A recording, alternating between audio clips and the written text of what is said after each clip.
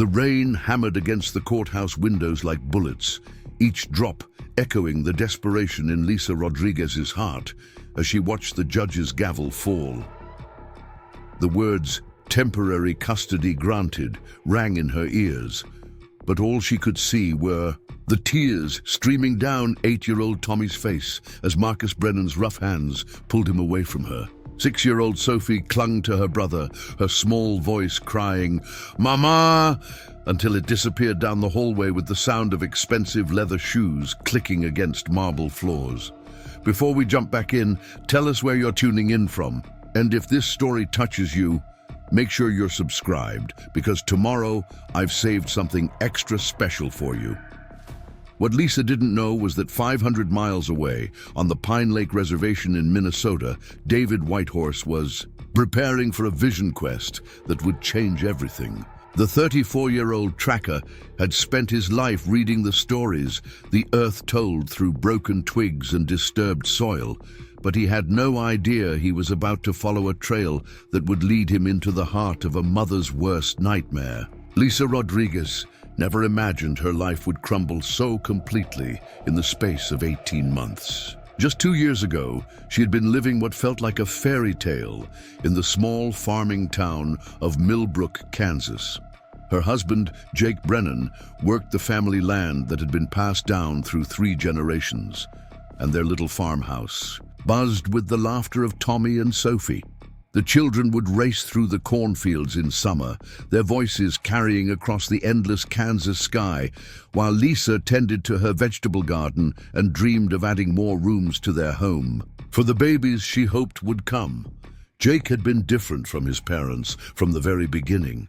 Where Marcus Brennan was harsh and calculating, Jake possessed a gentle spirit that drew people to him like moths to a warm flame. He would spend hours teaching Tommy how to whittle small animals from pieces of driftwood, and he never missed Sophie's bedtime stories, even after the longest days in the fields. Lisa often caught him staring at her while she cooked dinner, his eyes soft with the kind of love that made her believe in forever. The Brennan family farm sprawled across nearly 300 acres of prime Kansas soil, but the wealth it generated came with strings attached. Marcus and Helen Brennan had built their empire through shrewd business deals and an iron-fisted control over everyone in their orbit. They had never approved of Jake's marriage to Lisa, a woman they considered beneath their social station. Lisa's father had been a mechanic, her mother a seamstress, and though both worked honest jobs, the Brennans viewed her family's modest background as a stain on their carefully cultivated reputation. Helen Brennan was particularly cruel in her subtle ways. She would make comments about Lisa's cooking during family dinners, suggesting that Jake looked thinner than usual or questioning whether the children were getting proper nutrition. She criticized Lisa's parenting choices with surgical precision, undermining her confidence with remarks about how different things had been when Jake was young. Marcus was more direct in his disapproval, often making remarks about how the farm needed a woman who understood the business side of agriculture, someone who could contribute to the family's continued success rather than simply spending their money. Despite the tension with his parents, Jake remained devoted to Lisa and their children. He would defend her fiercely when his parents crossed lines, and he made it clear that his loyalty lay with the family he had chosen to build. On quiet evenings, he would tell Lisa stories about his childhood, explaining how his parents had always been driven by appearances and social status rather than genuine affection. He promised her that when the farm eventually passed to him, things would be different. They would create a legacy built on love rather than manipulation and control. The accident happened on a Tuesday morning in October.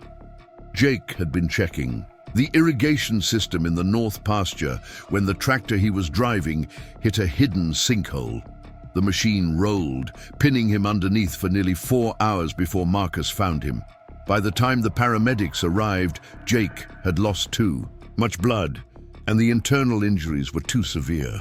Lisa spent 3 days at his bedside in the hospital, holding his hand, and whispering promises about their future that would never come to pass.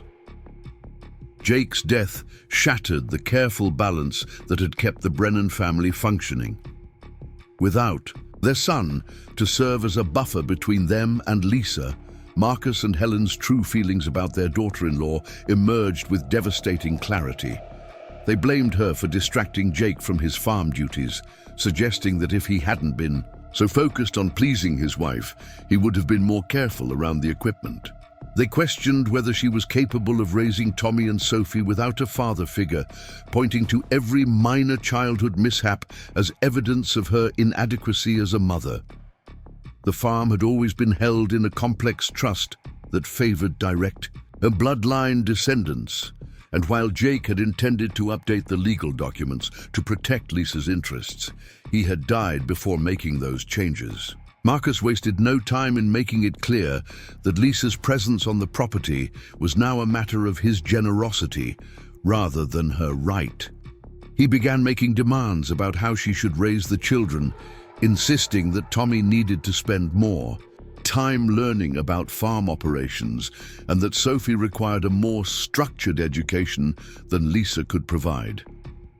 Lisa tried to maintain stability for her children while navigating the increasingly hostile environment. She continued Jake's tradition of bedtime stories and weekend adventures, but the joy felt forced now, shadowed by grief and the constant tension with her in-laws. Tommy became withdrawn and angry, lashing out at school and asking questions about why Grandpa Marcus was always yelling at Mommy. Sophie developed nightmares and began wetting the bed again, clinging to Lisa with a desperation that broke her heart. The Brennans' campaign against Lisa escalated gradually but relentlessly. They began documenting every perceived failure in her parenting, from Tommy's declining grades to Sophie's emotional outbursts. They hired a private investigator to follow Lisa's movements, hoping to find evidence of neglect or inappropriate behavior.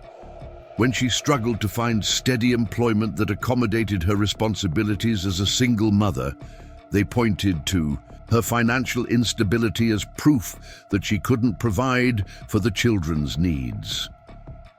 Helen Brennan was particularly insidious in her approach, often visiting when Lisa was at her most vulnerable. She would arrive during the children's homework time, making pointed observations about their struggles with mathematics or reading comprehension. She would inspect the house with the eye of a drill sergeant, commenting on dust on the windowsills or toys left scattered in the living room. Her criticisms were always delivered with a veneer of concern, making it difficult for Lisa to defend herself without appearing ungrateful or defensive. The breaking point came when Tommy broke his arm during a playground accident at school. Lisa rushed to the hospital, her heart pounding with the familiar terror that had haunted her since Jake's death. The break was minor, requiring only a simple cast. But the Brennans seized on the incident as evidence of Lisa's failure to properly supervise her children. They demanded to know why she hadn't been at the school when the accident occurred, ignoring the fact that she had been at a job interview trying to secure better employment to provide for her family. Marcus Brennan hired the most expensive family law attorney in 3 counties, a shark-like woman named Patricia Morse, who specialized in custody cases involving wealthy clients. Lisa could barely afford a public defender, a kind but overworked man named Robert Chen, who was handling dozens of cases simultaneously. The legal battle became a David and Goliath struggle, with the Brennans using their resources to paint Lisa as an unfit mother who was endangering her children through negligence and emotional instability. The custody hearing took place on a gray February morning that matched Lisa's mood perfectly. She sat in the courthouse wearing her only good dress, watching as the Brennans presented a carefully constructed case designed to destroy her credibility as a parent. They had hired expert witnesses to testify about the importance of stability and financial security in child rearing, and they presented documentation of every minor incident in the children's lives as evidence of a pattern of neglect. Patricia Morse was ruthless in her cross-examination of Lisa, attacking her employment history, her financial situation, and her emotional state following Jake's death. She suggested that Lisa's grief had made her incapable of providing the children with the guidance they needed, and she painted the Brennans as loving grandparents who were simply trying to protect their deceased son's children from an increasingly unstable situation. Lisa's attorney did his best to defend her, but he was outmatched by the resources arrayed against them. He presented testimony about Lisa's devotion to her children and her efforts to maintain stability in their lives. But every positive point was countered by the Brennans' documentation of perceived failures and shortcomings. The judge, William Hayes, was a stern man in his 60s who had presided over hundreds of custody cases during his career. He listened to both sides with apparent impartiality, but Lisa could see in his eyes that the Brennans' wealth and social standing carried weight in his courtroom. When he announced his decision to grant temporary custody to Marcus and Helen Brennan pending further evaluation, Lisa's world collapsed around her. The moment when the bailiff allowed her to say goodbye to Tommy and Sophie would haunt Lisa for the rest of her life. Both children clung to her with desperate strength, their tears soaking through her dress as they begged her not to let them go. Tommy, trying to be brave despite his 8 years, whispered that he would take care of his sister and that they would find a way back to her. Preparing and narrating this story took us a lot of time, so if you are enjoying it, subscribe to our channel. It means a lot to us. Now back to the story. Sophie's sobs were heartbroken and primal, the sound of a child who couldn't understand why her world was being torn apart. Marcus Brennan showed no emotion as he took custody of his grandchildren, his face a mask of cold satisfaction. Helen maintained her facade of concern, telling the children that everything would be better now, that they would have proper care and education. But Lisa saw the triumph in her eyes, the vindication of a woman who had finally achieved complete victory over the daughter-in-law she had always despised. That night, Lisa sat alone in the farmhouse that had once been filled with laughter and love, surrounded by the deafening silence of loss. The children's bedrooms remained exactly as they had left them, their toys and clothes waiting for a return that the legal system had made impossible. She held Sophie's favorite stuffed rabbit and breathed in the lingering scent of Tommy's shampoo on his pillow, trying to memorize every detail before the grief consumed her completely. The Brennans had made it clear that her visitation rights would be severely limited and carefully supervised. They spoke of the need to maintain stability for the children, suggesting that too much contact with their emotionally unstable mother would only confuse and upset them. Lisa was allowed 2 hours on alternating Sundays, visits that took place in a sterile conference room at the courthouse under the watchful eye of a court-appointed supervisor. During these brief, supervised visits, Lisa could see the changes in her children with heartbreaking clarity. Tommy had grown quiet and serious, his natural enthusiasm dimmed by the rigid structure of life with his grandparents. He spoke carefully, as if weighing each word for potential consequences, and he flinched when Lisa tried to ruffle his hair the way Jake used to do. Sophie had retreated into herself, speaking in whispers and staying close to her brother's side, as if he were her only anchor in a hostile world. The Brennans had enrolled the children in an expensive private school and hired tutors to address what they claimed were educational deficiencies caused by Lisa's inadequate oversight. They spoke constantly about the opportunities they were providing, the advantages that came with proper guidance and financial resources. But Lisa could see that her children were withering under the weight of expectations and criticism, their natural joy replaced by a fearful desire to please. Lisa tried to maintain hope during those dark months, believing that the system would eventually recognize her rights as a mother and return her children to her care. She attended every court hearing, completed every requirement demanded by the judge, and underwent psychological evaluations designed to assess her fitness as a parent. But the Brennans' influence seemed to extend into every corner of the legal system, and each hearing brought new delays and additional requirements that kept her children just out of reach. The final blow came on a Tuesday morning in early spring, when Lisa arrived at the courthouse for what was supposed to be her regular supervised visit, only to be told that the Brennans had taken the children out of state for an extended family vacation. The court supervisor, a tired-looking woman named Mrs. Patterson, explained that the Brennans had provided proper notification and received judicial approval for the trip. But Lisa knew in her heart that this was something far more sinister than a vacation. Her worst fears were confirmed when she tried to contact the Brennans' attorney and was told that the family had decided to relocate permanently to provide the children with better opportunities. They had filed legal documents in Oregon, where Marcus's brother owned a timber business, establishing residency and claiming that the move was in the children's best interests. The Kansas court had approved the relocation based on the Brennans' demonstration of financial stability and their argument that a fresh start would help the children heal from the trauma of their father's death and their mother's instability. Lisa stood in the courthouse parking lot, clutching the legal documents that formalized her worst nightmare, and realized that the system had failed her completely.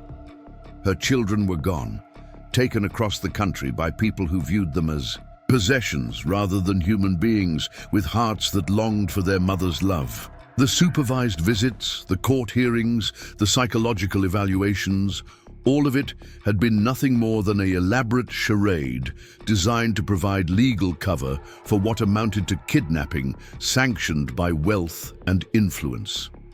That night, Lisa made a decision that would change the course of her life forever. She could not fight the Brennans through legal channels. They had too much money, too much influence, and too many connections within the system. But she would not abandon her children to a life of emotional imprisonment with people who saw love as weakness and control as strength. If the law would not help her, she would find another way to bring Tommy and Sophie home where they belonged. David Whitehorse felt the morning mist cling to his skin as he emerged from his cabin on the Pine Lake Reservation, the familiar weight of his grandfather's hunting rifle comfortable across his shoulders. At 34, he had spent the better part of 2 decades perfecting the art of tracking, learning to read the subtle language of disturbed earth and broken vegetation that most people walked past without noticing.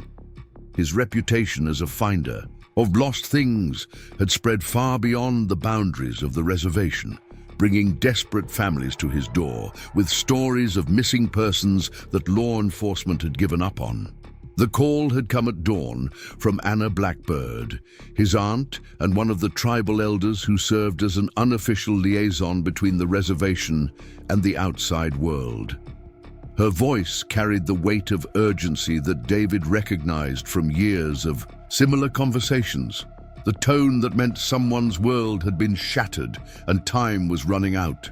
She spoke of a young woman named Lisa Rodriguez who had driven through the night from Kansas, her eyes hollow with the kind of desperation that came from losing everything that mattered.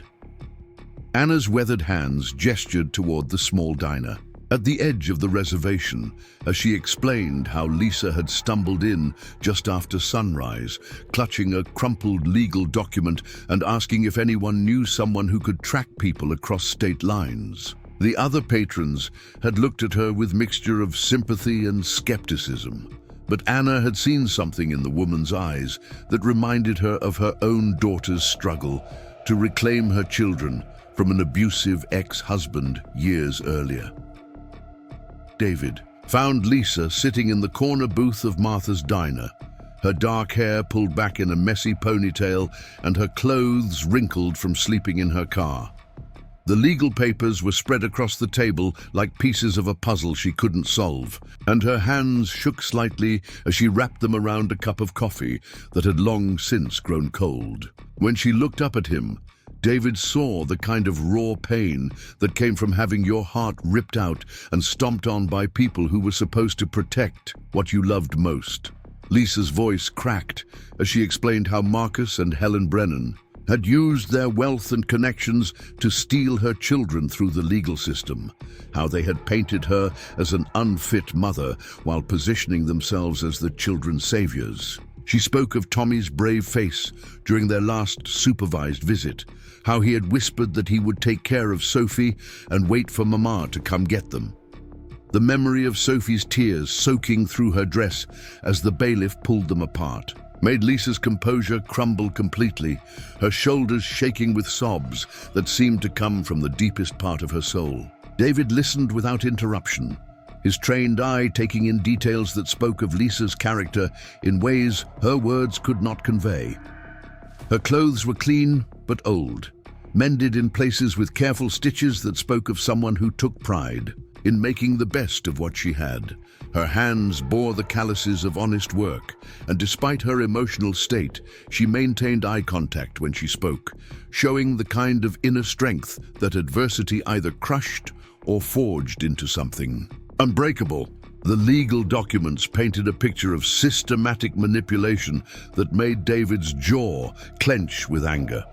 The Brennans had documented every minor incident in the children's lives, twisting normal childhood experiences into evidence of neglect and instability.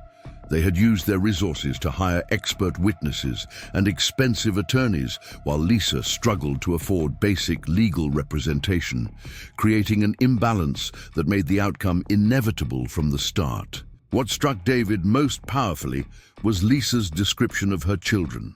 Tommy, 8 years old and trying to be the man of the house after his father's death, had inherited Jake's gentle spirit, but also his stubborn determination to protect the people he loved. Sophie, barely 6, possessed the kind of intuitive wisdom that children sometimes developed when forced to navigate adult cruelties, reading the emotions in every room and adapting her behavior to avoid triggering the anger that seemed to follow her everywhere now. Anna Blackbird joined them at the table, her presence immediately calming the tension that had been building in David's chest as he absorbed Lisa's story. The elder had seen enough broken families during her 73 years to recognize the difference between someone seeking revenge and someone fighting to save their children from genuine harm. She placed her weathered hand over Lisa's trembling fingers and spoke in the soft, measured tones that had comforted countless people through their darkest hours. The Brennans had taken the children to Timber Falls, Oregon, a remote mountain community where Marcus's brother Raymond owned a logging operation that provided employment for most of the town's residents. The location was strategic, chosen for its isolation and the Brennan family's economic influence over the local population. Any law enforcement officials who might question the sudden appearance of 2 traumatized children would be dealing with people whose livelihoods depended on maintaining good relationships with the Brennan family. David had tracked missing persons through some of the most challenging terrain in North America, following cold trails through dense forests and across mountain ranges where a single misstep could mean death. But this case presented unique challenges that went beyond physical obstacles.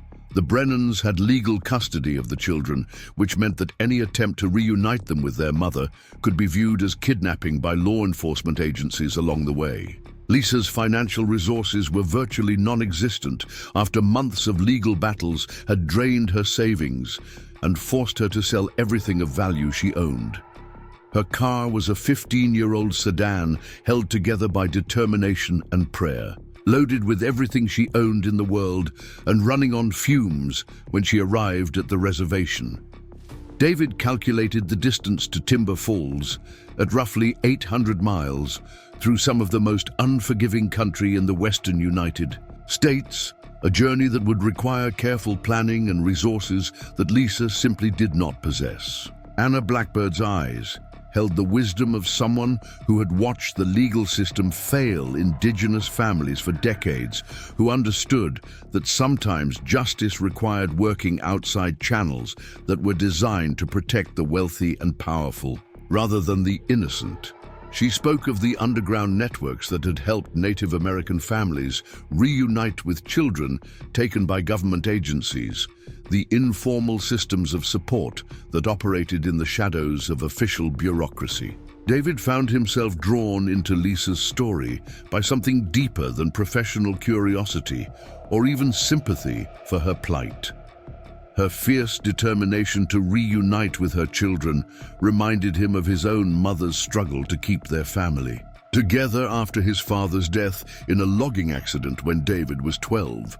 He remembered the caseworkers who had questioned whether a single Native American woman could properly raise 3 children on a reservation, the constant threat of having his family torn apart by people who viewed their culture as inferior and their love as insufficient. The decision to help Lisa came not from a single moment of clarity, but from a gradual recognition that their stories were connected by threads of injustice and determination that transcended racial and cultural boundaries. David had spent years using his tracking skills to help law enforcement agencies find missing persons. But this case offered something different: the opportunity to use those same abilities to fight against a system that protected predators while punishing their victims. Lisa's relief when David agreed to help her was so profound that she began crying again. But these tears carried hope rather than despair. She gripped his hand with surprising strength and promised that she would find a way to repay his kindness, that she would never forget what he was risking to help reunite her family. David assured her that payment was not necessary, that some debts could only be settled by passing kindness forward to the next person who needed help. Anna Blackbird disappeared into the back of the diner and returned with a canvas bag filled with supplies that had been gathered from various community members who had heard Lisa's story. There were energy bars and bottled water, a first aid kit, warm clothing, and a small amount of cash, donated by people who understood what it meant to have your children taken by those who wielded power without wisdom or compassion. The planning session took place in Anna's small house on the edge of the reservation, with detailed maps spread across her kitchen table and David's tracking equipment laid out for inspection. Lisa absorbed every detail with the intensity of someone whose children's lives depended on her ability to understand and execute a complex plan. She asked intelligent questions about timing and logistics, demonstrating the kind of sharp mind that had been dismissed by the Brennan family's expensive attorneys as emotional instability. David explained that their journey would take them through Colorado's Rocky Mountains, across Utah's high desert, and into Idaho's wilderness areas before reaching the Oregon forests where Timber Falls was located. Each section presented unique and challenges, from altitude and weather in the mountains to dehydration and exposure risks in the desert. The route would avoid major highways where possible, following back roads and Forest Service trails that were less likely to be monitored by law enforcement agencies. Lisa's determination never wavered as David outlined the dangers they would face.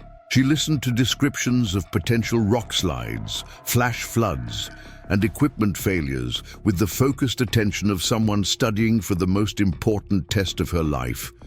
When he explained that they might have to abandon her car and continue on foot through sections of particularly challenging terrain, she simply nodded and asked what kind of hiking boots she would need. The most difficult part of the planning involved discussing what would happen once they reached Timber Falls. David's tracking skills could help them locate the children, but extracting Tommy and Sophie from the Brennan compound would require careful timing and probably some degree of stealth. Lisa would have only moments to convince her children to come with her before the Brennans realized what was happening and called for help from local authorities who were firmly under their influence.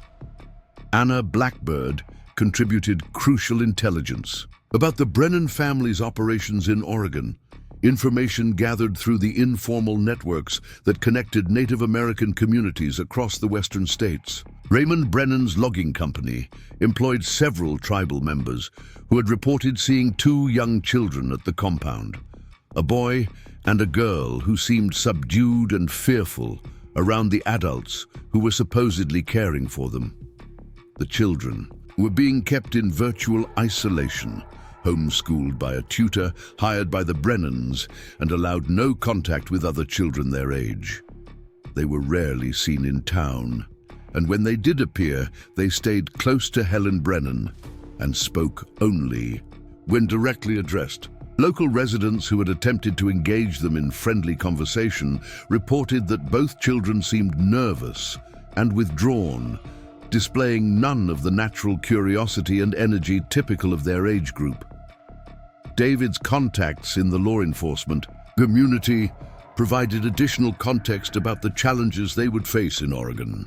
The Brennan family's influence extended throughout the region, with Marcus serving on the boards of several charitable organizations and Raymond's company providing substantial tax revenue for the county. Any allegations of child abuse or illegal custody arrangements would be met with skepticism by officials who depended on Brennan's support for their own political survival. Lisa spent her last night on the reservation writing letters to Tommy and Sophie, pouring her heart onto paper in case something happened to her during the journey, and she never got the chance to tell them how much they meant to her. She wrote about their father's love, about the bedtime stories and weekend adventures that had defined their family life before tragedy and cruelty tore them apart. She promised that no matter what happened, she would never stop fighting to bring them home where they belonged. David found her sitting by the small fire behind Anna's house as the sun set over the pine trees, her face illuminated by flames that seemed to reflect the determination burning in her eyes. She folded the letters carefully and tucked them into her jacket pocket, close to her heart where she could feel them with every breath. When she looked up at him, David saw that the broken woman who had stumbled into Martha's diner that morning had been transformed into someone whose love for her children had forged her grief into an unbreakable weapon. The last preparations were completed in the pre-dawn darkness, with David loading his tracking equipment and survival gear into Lisa's sedan while she said goodbye to Anna Blackbird. The elder woman held Lisa's hands and spoke a blessing in her native language, words that called upon the spirits of mothers and grandmothers to guide and protect this journey toward reunification. Lisa might not have understood the Ojibwe phrases, but she felt their power settling around her like invisible armor. As they drove away from the reservation with the sun rising behind them, David noticed that Lisa's hands had stopped shaking. For the first time since he met her, she gripped the steering wheel with steady confidence and kept her eyes fixed on the road ahead, her entire being focused on the children who were waiting for their mother to keep the promise she had whispered. During their last embrace, the hunt for Tommy and Sophie Rodriguez had begun, and David Whitehorse had never tracked prey more important than the hearts of two children who needed to come home.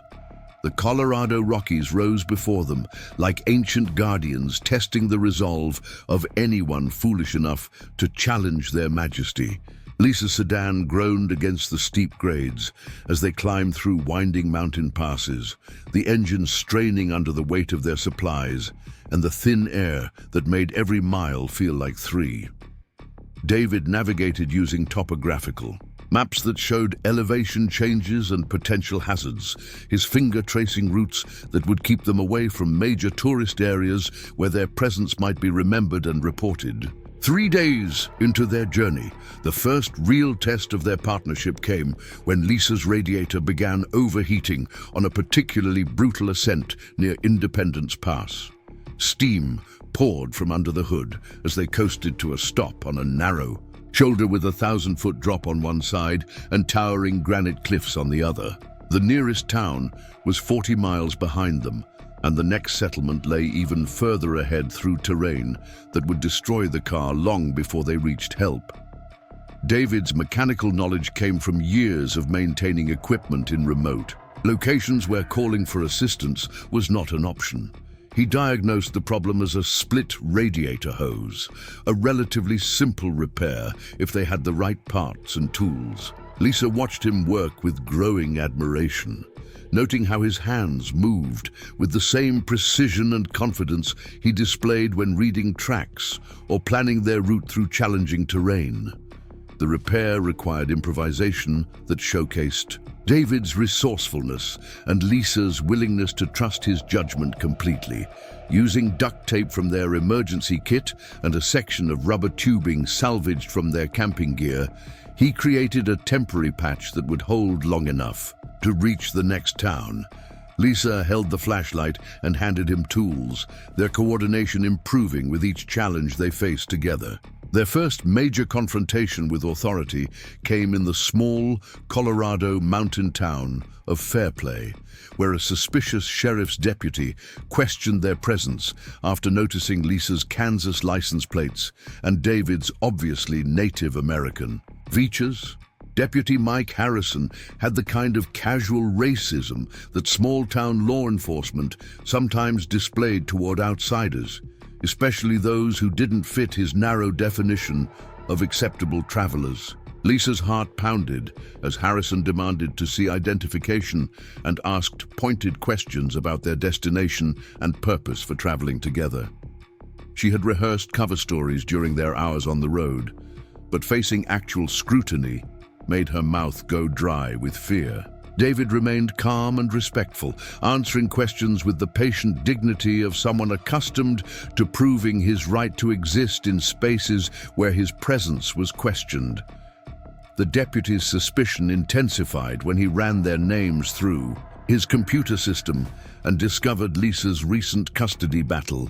His questions became more aggressive, suggesting that she might be violating court orders by traveling out of state. Lisa felt panic rising in her throat as she realized that their mission could end before they even reached the most challenging part of their journey. David's intervention came in the form of a carefully crafted story about Lisa being his cousin, who needed help relocating to Oregon for a new job opportunity. He produced business cards identifying himself as a wilderness guide and explained that they were taking scenic routes to avoid highway traffic while moving her belongings. His calm confidence and detailed knowledge of local geography eventually convinced the deputy that they posed no threat to public safety. The encounter left Lisa shaken, but also revealed the depth of David's commitment to their mission. As they drove away from the town, he explained how he had learned to navigate interactions with suspicious authorities during years of working in predominantly white communities. His patience and strategic thinking had protected them both from complications that could have derailed their efforts to reach Tommy and Sophie. The Utah desert presented different challenges that tested their physical endurance and emotional resilience in ways the mountains had not. The landscape stretched endlessly in all directions, broken only by red rock formations that looked like ancient monuments to geological time. The heat was merciless during the day, and the cold cut through their clothing like knives when the sun disappeared behind distant mesas. Water became their most precious resource as they navigated back roads that showed on David's maps, but had deteriorated into barely passable tracks. Lisa's car scraped over rocks and wallowed through sand drifts that threatened to trap them miles from any assistance. They rationed their drinking water carefully while dealing with dust that coated everything and sand that found its way into every piece of equipment they carried. She pushed through exhaustion and altitude sickness without complaint, her focus entirely on covering the miles that separated her from Tommy and Sophie. When her boots gave her blisters that made walking agony, she wrapped her feet and kept moving, driven by love that was stronger than pain. Their closest call came when they encountered a black bear defending cubs near a stream where they had planned to refill their water bottles. David's wilderness experience guided them through the dangerous encounter, using noise and slow movement to convince the mother bear that they posed no threat to her family. Lisa's composure during the terrifying minutes when the bear evaluated whether to attack or withdraw impressed David with her ability to remain calm under extreme pressure. The bear incident reinforced their understanding that they were truly on their own in this wilderness, beyond the reach of any help if things went wrong. Every decision carried weight that could mean the difference between success and disaster, between reuniting Lisa with her children and becoming another cautionary tale about people who disappeared in the mountains. The responsibility focused their attention and strengthened their commitment to careful planning and mutual support. They reached the Oregon border during a thunderstorm that turned the forest into a symphony of wind and rain. Lightning illuminated the landscape in brief, stark moments that revealed the challenges still ahead of them. David found shelter in a cave that provided protection from the worst of the weather while they waited for conditions to improve enough for safe travel. Lisa used the forced delay to study photographs of Tommy and Sophie that she carried in a waterproof pouch close to her heart. The images showed her children during happier times, their faces bright with the joy and security that had defined their early childhood. She traced their features with her finger and whispered promises that they would be together again soon, that their nightmare of separation was almost over. David watched Lisa's ritual with understanding born from his own experience of carrying memories through difficult journeys. He recognized the way she drew strength from her love for her children, using their faces as talismans against despair and exhaustion. Her devotion reminded him why their mission mattered more than personal comfort or safety, why some risks were worth taking regardless of the potential consequences. The storm passed during the night, leaving the forest clean and sharp-scented with the smell of wet pine needles and rich earth. Morning light filtered through the trees as they prepared for the final phase of their journey toward Timber Falls and the confrontation that would determine whether months of planning and days of hardship would achieve their ultimate goal of family reunification. Intelligence gathered from Anna Blackbird's contacts had provided them with detailed information about the Brennan compound, including guard schedules and the daily routines that governed Tommy and Sophie's carefully controlled existence. The children were reportedly homeschooled in the mornings and spent afternoons in supervised outdoor activities that never took them beyond the fenced perimeter of the property. Lisa's hands trembled slightly as she checked her equipment one final time, knowing that everything they had endured during their cross-country journey had led to this moment. The success or failure of their mission would depend on precise timing, careful coordination, and the hope that two traumatized children would recognize their mother's voice, calling them back to the love they had been forced to abandon. The town of Timber Falls clung to the mountainside like a collection of wooden toys scattered by a careless giant, its buildings weathered gray by decades of Pacific Northwest rain and fog. From their vantage point on a ridge overlooking the valley, Lisa and David could see the Brennan compound sprawling across 10 acres of cleared land on the town's eastern edge, surrounded by chain-link fencing topped with razor wire that gleamed menacingly in the morning sunlight. Through David's binoculars, they studied the layout of buildings that housed not only Raymond Brennan's timber operation, but also the fortress-like residence where Marcus and Helen held Tommy and Sophie prisoner. Behind a facade of legal guardianship, the main house was a massive log structure with multiple wings and wraparound porches, its windows reflecting the forest beyond like blank, unseeing eyes. Smaller outbuildings scattered across the property included equipment sheds, a garage complex, and what appeared to be quarters for the security personnel who patrolled the perimeter with clockwork regularity. Lisa's breath caught in her throat when she spotted two small figures playing in a fenced yard behind the main house, their movements subdued and careful even in what should have been moments of childhood freedom. Even at this distance, she recognized Tommy's protective posture as he stayed close to his younger sister, his shoulders carrying a burden of responsibility that no 8-year-old should have to bear. Sophie appeared smaller and more fragile than Lisa remembered, her bright spirit dimmed by months of separation from everything that had once made her feel safe and loved. David counted the security guards during their morning shift change, noting the precise timing and predictable patterns that governed the compound's operations. The Brennans ran their domestic arrangements with the same ruthless efficiency they applied to their business enterprises, treating the children like valuable inventory that required constant monitoring rather than human beings who needed affection and freedom to thrive. The first attempt to gather intelligence from town residents proved more challenging than anticipated when Lisa discovered that the Brennan family's economic dominance had created a climate of fear and silence throughout Timber Falls. Shop owners and restaurant workers spoke in hushed tones when asked about the newcomers living at the compound, their responses carefully neutral in ways that suggested conversations had been discouraged or forbidden outright. David's approach proved more successful when he presented himself as a freelance journalist, researching timber industry practices in small mountain communities. His professional demeanor and detailed knowledge of logging operations convinced several workers to share information about conditions at the Brennan facility, though even these conversations took place in parking lots and back alleys where they were unlikely to be overheard or reported.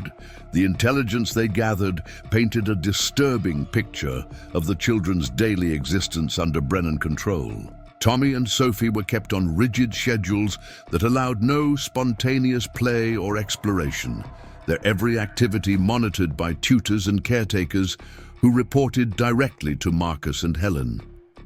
The children rarely spoke during their supervised outings to town, their behavior suggesting the kind of fearful compliance that came from harsh consequences for any deviation from expectations. Local school administrator Patricia Morgan provided the most valuable insight during a carefully orchestrated encounter at the town's only coffee shop.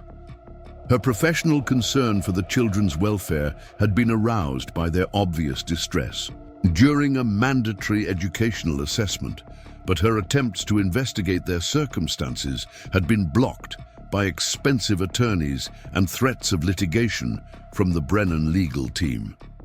Morgan described Tommy's defensive behavior during testing sessions, his reluctance to answer questions about his home life, and his obvious anxiety whenever adults in authority positions spoke directly to him. Sophie had been even more withdrawn, communicating primarily through whispers to her brother and displaying the kind of hypervigilance that traumatized children developed when they never knew what might trigger punishment or separation. The revelation that both children had been asking about their mother despite being told she no longer wanted them nearly broke Lisa's composure entirely. Helen Brennan had crafted an elaborate fiction about Lisa's supposed abandonment of her parental responsibilities, convincing Tommy and Sophie that their mother had voluntarily surrendered custody because she was too sick and selfish to care for them properly. David recognized the psychological warfare being waged against the children as a form of systematic abuse designed to break their emotional connection to Lisa while cementing their dependence on their captors. The Brennans were not merely holding Tommy and Sophie against their will, but actively working to destroy their memories of the love and security they had known before tragedy fractured their family. Lisa's rage at this manipulation of her children's hearts fueled her determination to accelerate their rescue timeline, but David counseled patience and careful planning. A hasty approach could result in failure that would make future attempts impossible, while potentially placing Tommy and Sophie in even more restrictive circumstances. They needed to wait for the perfect opportunity when security would be minimal and the children accessible without triggering immediate pursuit. The breakthrough came from an unexpected source when Maria Santos, a housekeeper who worked inside the compound, approached David during his evening reconnaissance. The middle-aged woman had recognized something familiar in his patient observation of the property, remembering her own desperate search for her nephew who had been taken by Child Protective Services years earlier. Her willingness to risk her employment and potentially her safety to help reunite her mother with her children spoke to the universal understanding of family bonds that transcended cultural and economic boundaries.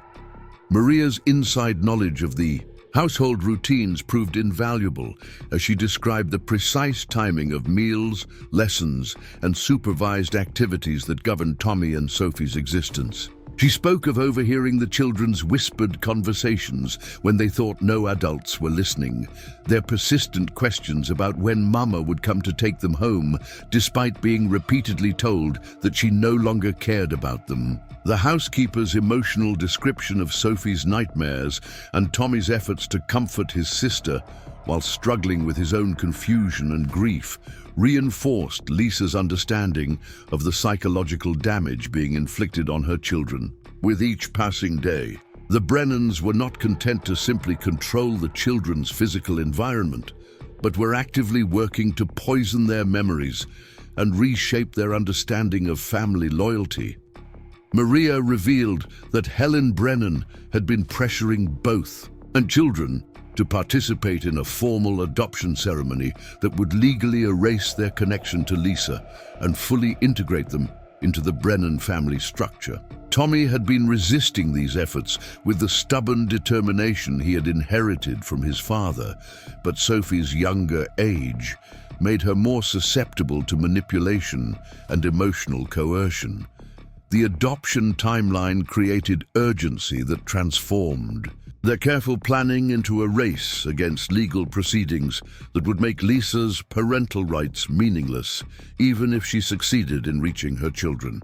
David calculated that they had perhaps 72 hours before court documents could be filed that would make any rescue attempt legally meaningless, regardless of the circumstances that had brought them to this point.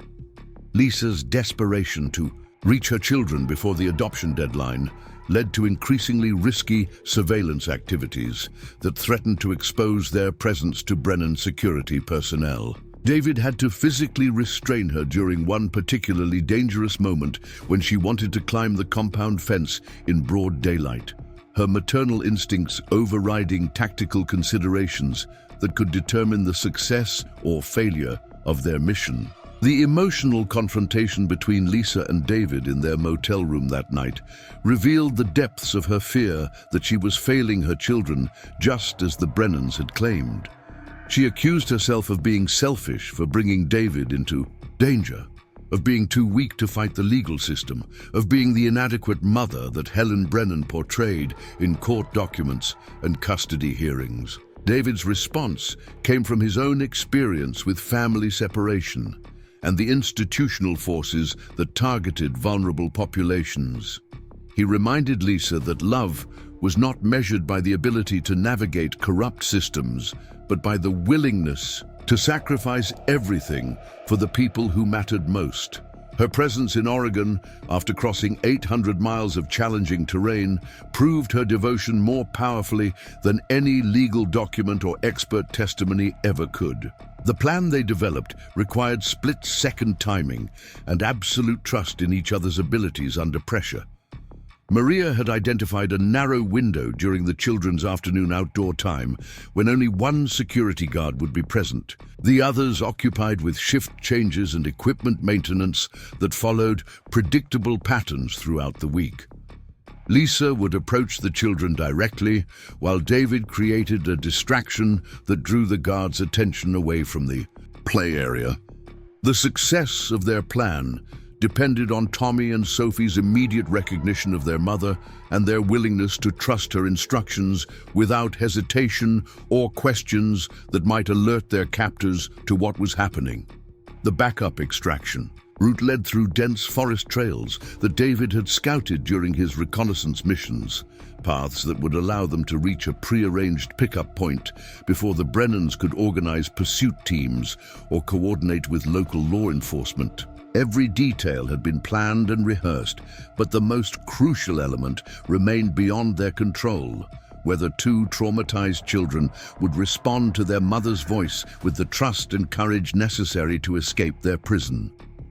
Lisa spent her final night before the rescue attempt writing letters to Jake, pouring out her fears and hopes to the husband whose memory had sustained her through months of legal battles and cross-country pursuit. She promised him that she would bring their children home safely, that she would protect the family they had built together from people who viewed love as weakness and control as strength.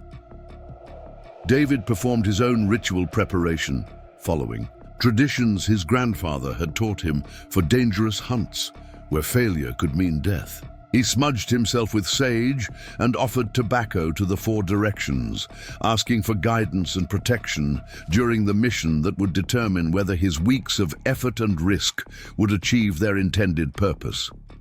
The morning of the rescue dawned clear and cold, with mountain air so sharp it seemed to cut through their lungs with each breath.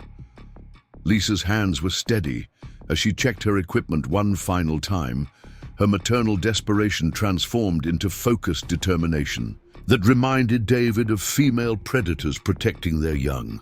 Every instinct she possessed was aligned toward one goal: reaching Tommy and Sophie before the Brennans could complete their theft of her children's hearts and identities. Maria's signal came at exactly 2:15 in the afternoon, a subtle gesture visible from their observation point that indicated the security rotation was proceeding according to schedule. Lisa moved through the forest with surprising stealth for someone without wilderness training, her motivation overcoming her lack of experience as she approached the fence line that separated her from the children she had traveled across a continent to save. Through the chain links, she could see Tommy pushing Sophie on a small swing set, his movements gentle and protective despite his own obvious unhappiness. Sophie's laughter sounded forced and fragile, the kind of performance that children gave when they sensed that spontaneous joy might be dangerous or unwelcome. Both children looked thin and pale, their natural vitality suppressed by months of rigid control and emotional manipulation. Lisa's whispered call of their names carried across the yard like a prayer answered, causing both children to freeze in recognition of a voice they had been told they would never hear again.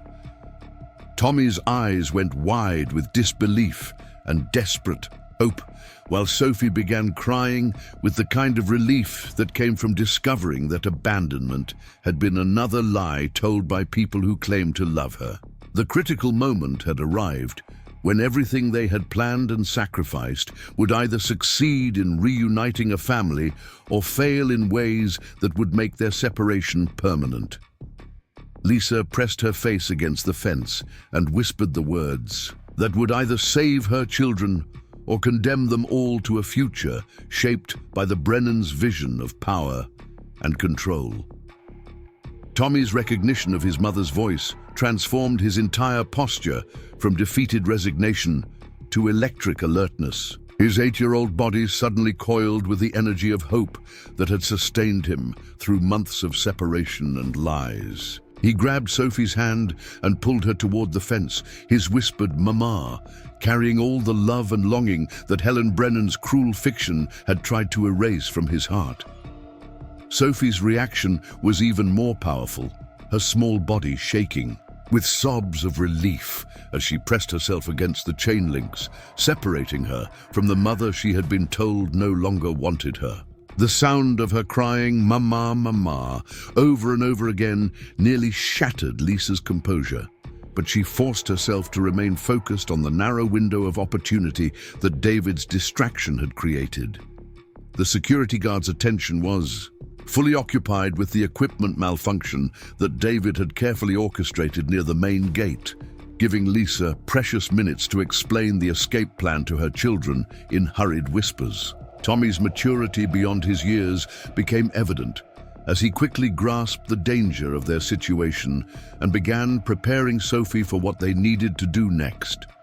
Lisa's instructions were simple but required absolute trust from two children whose faith in adults had been systematically undermined by months of manipulation and control. When she gave the signal, they would need to climb the fence at its lowest point near the storage shed, drop down on the other side, and follow her into the forest without looking back or making any sound that might alert their captors to what was happening. The moment of truth arrived when David's distraction reached its climax, drawing both security guards away from their posts to deal with what appeared to be a serious mechanical emergency. Lisa used wire cutters to create an opening in the fence, large enough for the children to squeeze through, her hands moving with desperate efficiency as she worked to free her family from their prison. Tommy went first, his small body wriggling through the gap with the determination of someone who understood that this might be their only chance for freedom. He immediately turned to help Sophie, his protective instincts overriding any fear of the consequences they might face if they were caught attempting to escape. Sophie's passage through the fence was more difficult due to her smaller size and the emotional overwhelm of finally being reunited with her mother, but Tommy's patient encouragement helped her find the courage to push through. The moment when Lisa's arms closed around both of her children was a collision of joy and terror that threatened to overwhelm her ability to think clearly about the dangers they still faced. Tommy and Sophie clung to her with desperate strength, their small bodies trembling with the relief of finally being held by someone who loved them without conditions or expectations of perfect behavior. Lisa forced herself to break the embrace after only seconds, knowing that their window of opportunity was closing rapidly and that discovery would mean immediate separation and probably permanent loss of any future chances for rescue. She took each child by the hand and led them toward the forest trail that David had identified as their escape route, moving as quickly as possible while trying to remain silent and invisible to anyone who might be watching from the compound. The forest trail was narrow and overgrown, requiring them to move in single file, with Lisa leading the way and Tommy bringing up the rear to ensure that Sophie kept up with their pace. The children's physical condition had deteriorated during their months of captivity, their stamina reduced by the sedentary lifestyle and emotional stress that had characterized their existence under Brennan control. Sophie's breathing became labored after only 10 minutes of hiking, her small legs struggling to maintain the pace that their escape required. Lisa had to make the difficult decision to carry her daughter, knowing that the additional weight would slow their progress, but understanding that Sophie's exhaustion could compromise their entire escape if she collapsed from fatigue. Tommy's determination to protect his sister manifested in his willingness to push beyond his own physical limits, his 8-year-old body fueled by the hope of finally being free from the rigid control and emotional manipulation that had defined his existence for months. He whispered encouragement to Sophie and helped clear branches from the trail, his maturity and responsibility far beyond what any child his age should have been forced to develop. The sound of pursuit reached them after they had been hiking. For nearly an hour, the distant howling of tracking dogs mixed with the mechanical roar of all-terrain vehicles crashing through the underbrush. David had anticipated that the Brennans would mobilize every available resource to recapture the children, treating their escape as a theft of valuable property rather than a family reunification. Lisa's terror at the sound of approaching danger was matched by her fierce determination to protect her children from being dragged back to their captors. She pushed deeper into the forest, following game trails that David had shown her during their reconnaissance, paths that would be difficult for vehicles to navigate but might provide enough concealment to avoid immediate detection. The children's questions about what would happen if they were caught revealed the depth of psychological damage that months of Brennan control had inflicted on their young minds. Tommy asked if they would be separated permanently as punishment for trying to escape, while Sophie worried that their mother would be sent away forever if the bad people found them together.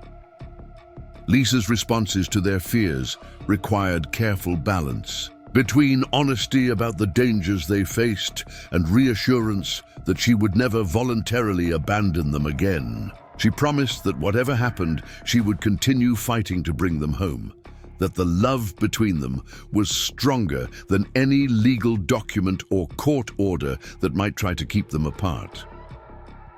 The rendezvous point where David waited with transportation was still 2 miles away through increasingly difficult terrain, and the sounds of pursuit were getting closer with each passing minute. Lisa realized that they would not reach safety unless she could somehow delay their pursuers or find a way to throw them off their trail. The solution came in the form of a creek that ran perpendicular to their escape route, its cold water offering the possibility of masking their scent from the tracking dogs while providing a natural highway through the forest that would be difficult for vehicles to follow. Lisa made the decision to wade upstream, carrying Sophie while Tommy walked beside them, their movement slow but hopefully invisible to anyone searching from a distance. The water was shockingly cold, numbing their feet and legs within minutes of entering the stream, but it provided the concealment they desperately needed. The children endured the discomfort without complaint, understanding that their mother's plan was their best hope of avoiding recapture and the terrible consequences that would follow. David's relief when they finally reached the pickup point was visible even through his careful composure, his eyes scanning the forest behind them for signs of immediate pursuit while he helped them into the vehicle he had acquired for their escape. The sight of Lisa's children safe and free after months of planning and weeks of dangerous travel validated every risk they had taken to reach this moment. The drive toward the Oregon-California border was tense, but increasingly hopeful as they put distance between themselves and the Brennan compound. Tommy and Sophie pressed close to their mother in the back seat, their small bodies finally beginning to relax as the reality of their escape sank in. Lisa held them both, whispering promises and apologies and expressions of love that months of separation had prevented her from sharing. The children's accounts of their captivity revealed the full extent of Brennan cruelty in ways that no legal document could have conveyed. They described the rigid schedules and harsh punishments, the constant criticism and emotional manipulation designed to break their spirits and reshape their understanding of family loyalty. Helen Brennan's systematic campaign to poison their memories of their mother had been particularly vicious, using their natural grief over their father's death as a weapon against their remaining family bonds. Tommy's protective instincts towards Sophie had been both a source of strength and a burden that no child should have been forced to carry. He described lying awake at night, listening to his sister cry herself to sleep, unable to provide the comfort she needed because any display of emotion was treated as defiance by their captors. Sophie's nightmares and fear of abandonment revealed the deep psychological wounds that months of separation and manipulation had inflicted on her developing mind. She clung to Lisa with desperate intensity, as if physical contact was the only thing that could convince her that their reunion was real rather than another cruel dream. David's contacts in the underground network that helped families escape abusive situations provided them with safe houses and false documents that would allow them to disappear, while Lisa fought to regain legal custody of her children. The process would be long and difficult, but they now had the most important element for success: physical custody of Tommy and Sophie, which would shift the legal burden to the Brennans to prove their case in court. The motel room where they spent their first night of freedom was shabby and anonymous, but it felt like a palace to a family that had been torn apart by greed and legal manipulation. Lisa watched her children sleep peacefully for the first time, In months, their faces finally relaxed and free from the tension that had characterized their existence under Brennan control. Tommy's whispered confession that he had never stopped believing his mother would come for them revealed the strength of their family bond despite months of systematic attempts to destroy it. He had protected Sophie not only from physical harm, but from the psychological warfare designed to make them forget the love they had known before tragedy fractured their world. Sophie's gradual return to the spontaneous joy that had characterized her personality before their separation was like watching a flower bloom after a long winter. Her laughter became genuine rather than performed, her curiosity about the world around them replacing the fearful compliance that had defined her behavior for months. The legal battle that followed their escape was complex and expensive, but Lisa now had allies who understood the difference between justice and procedure. Civil rights attorneys who specialized in cases involving family separation and institutional abuse took on their case, recognizing that the Brennan situation represented a broader pattern of wealthy families using the legal system to steal children from parents they considered socially inferior. The evidence of psychological abuse that Tommy and Sophie provided during carefully conducted interviews with child psychologists supported Lisa's claims that the Brennans had never acted in the children's best interests.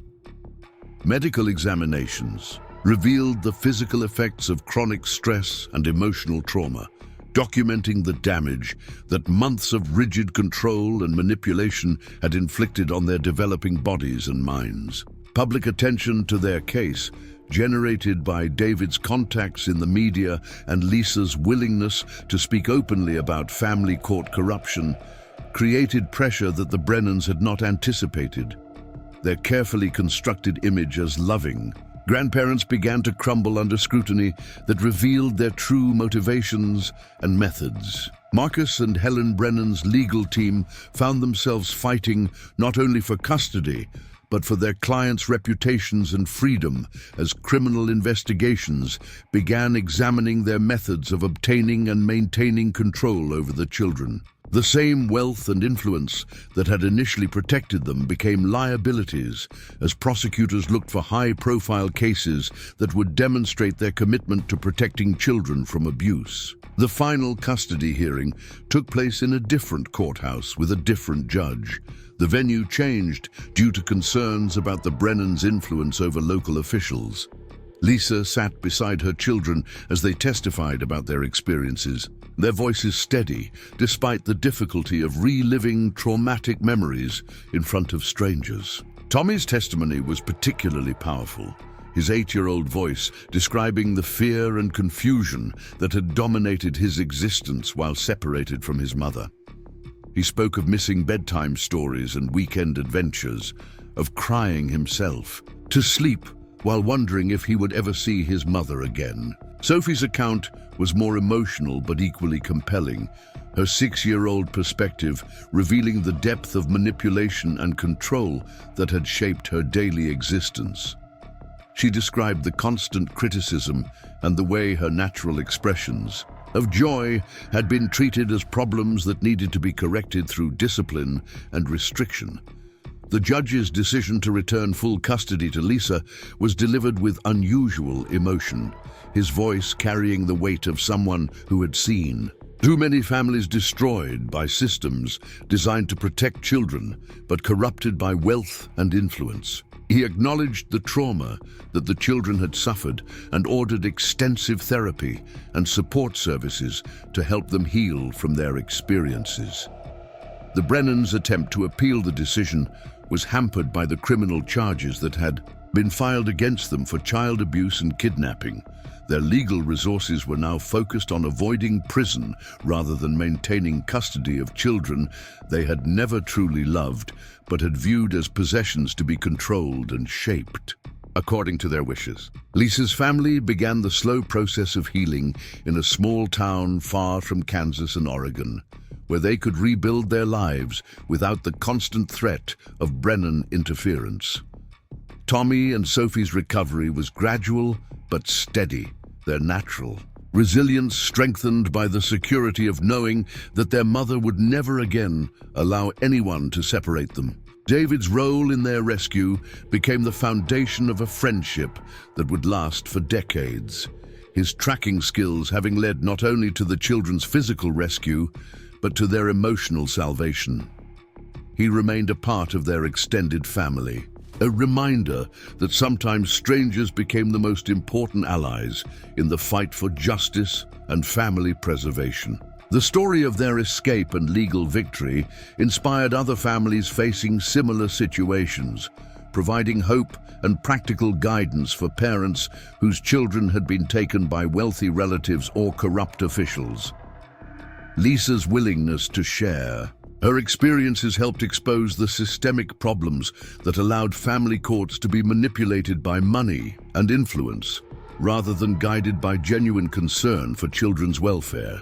Years later, as Tommy and Sophie grew into confident young adults who remembered their trauma but were not defined by it, Lisa reflected on the journey that had brought them back together. The love that had sustained her through months of legal battles and cross-country pursuit had proven stronger than wealth, influence, and institutional corruption. The lessons learned during their darkest hours became the foundation for lives lived with gratitude and purpose. Their family bond strengthened by the knowledge that they had fought for each other when it mattered most. Their story became a testament to the power of parental love and the courage of those who risk everything to protect the innocent from those who would exploit them. Up next, you've got two more standout stories right on your screen. If this one hit the mark, you won't want to pass these up. Just click and check them out.